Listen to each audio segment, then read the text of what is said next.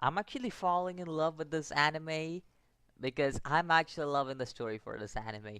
And I might, if the story continues to impress me at this point, this might be one of my five favorite animes of all time. It will definitely go up in the on that list, but I need to watch the full series for that. I'm not gonna put it halfway through because I love. I personally, what I think is that I watch the full series and give my conclusion on it, and then decide whether I want to put it in my top five favorite anime or not.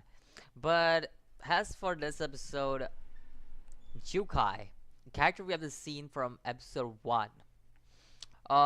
We have never really got any info on him, but finally in this episode, we actually get some info on him, which is really really cool in my opinion, because uh, he's a character that we all thought would be irrelevant until later on.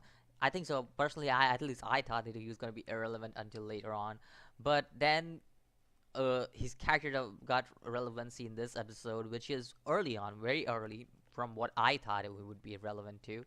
So good to see that. Second of all, this is pretty much how Japan used to operate, if I had to put it correctly. The way Jukai's backstory was said, like how he used to work for Shiba clan, how he was sacrificing people and everything, all that shit. Yeah, it's kind of replicating Japanese culture in a way, because there are some things about it that I actually feel like I have read about it when it comes to Japanese culture, and like there were some things about it. I don't know about the sacrificing thing, but there were some things that were pretty much like that, but at the same time they weren't like that. But yeah. Anyways, that was pretty much it. They were sacrificing the rebels, if I'm correct. That's basically what was going on. I'm guessing sacrificing the rebels. I'm guessing that's what it was going on, right? Correct me if I'm wrong. I might be completely wrong, but that's pretty much what was going on. Anyways, it's good to see a good backstory build up, because even this was part of the backstory, and it was good to see something that really really got my attention. But I was kind of disappointed in this guy because he was with Jukai for such a long time. Jukai basically saved this man's life for what it was. And then finally, when like he came to know the truth about Jukai and how he used to work for the Shiba clan and everything, I'm like, dude, seriously, this man raised you. Basically, raised you, gave you a leg, and now you're gonna leave him like that? Like, that was a questionable move in my opinion. I don't know. I don't know if that was a big thing back in days, but if someone adopted you and really took care of you, like Jukai did for this man, I think so. That man would be really, really important to you. But you just threw him aside just like that, and you're like, yeah, you killed my mom, dad, and that's the reason why I'm just gonna leave you alone. Nah, like, dude, seriously? Seriously? He might have killed your father, that is true. That is true, but he raised you. That's basically, like, he basically raised you, and you're gonna do that to him? Like, what? Seriously, dude?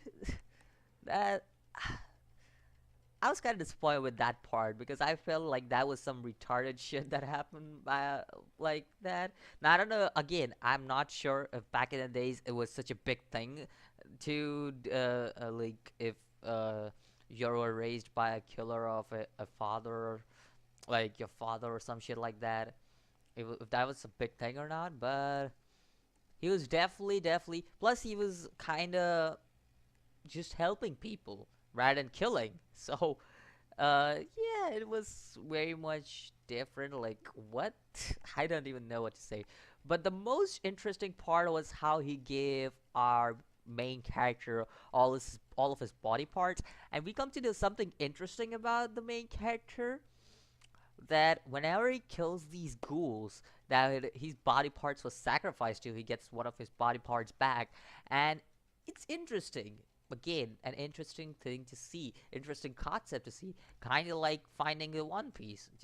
I'm just kidding. Too many One Piece references today. I don't know why, but uh, like basically, it's kind of like finding treasure parts each one year, one there. There's one over there and one over there, and basically like killing that thing and then getting back what's yours. That's basically what happened, and we see that when he gets his face back.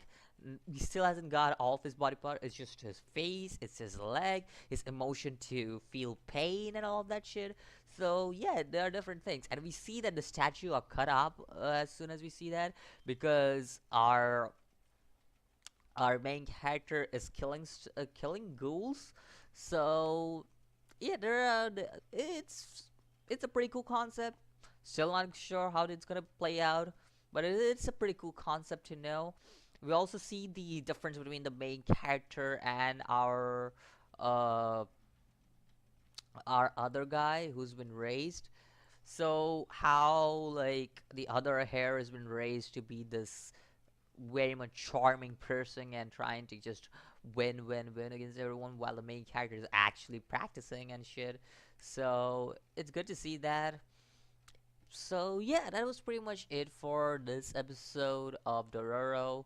Let me know what you think about it. Personally, I thought that this was a fabulous episode for what it is, the backstory and shit. But there was some retarded part that I definitely will complain about. I felt that was retarded. And yeah, that's pretty much it. I'll see you guys in the next video. As always, peace.